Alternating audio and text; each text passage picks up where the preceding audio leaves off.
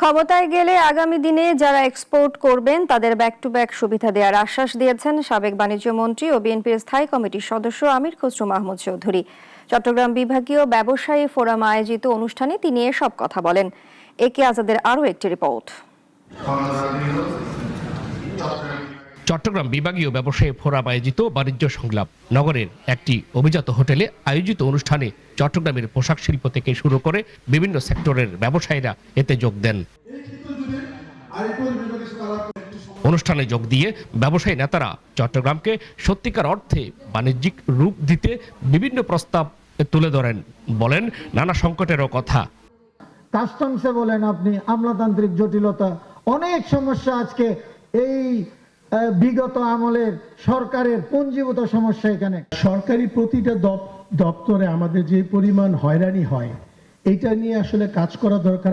আমরা যদি ছোট ছোট ব্যবসায়ীরা না থাকি, আপনাদের মালগুলো কারা বিক্রি করবে?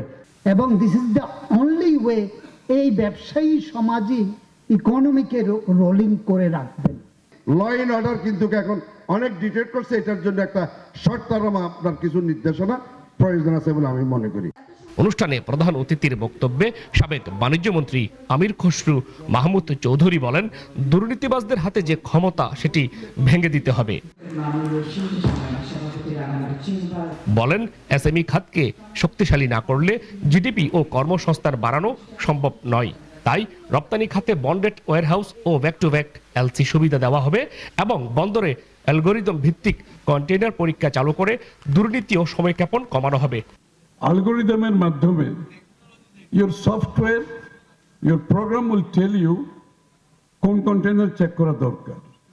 among say 1000 কন্টেইনারের মধ্যে কোন 2% করবে, অ্যালগোরিদম will tell you, যাতে করে কাস্টম অফিসাররা সিলেক্টিভলি তাদের যে দুর্নীতিগুলো করে এবং এক্সটর্শন যেগুলো করে, এগুলো তো আর থাকবে না।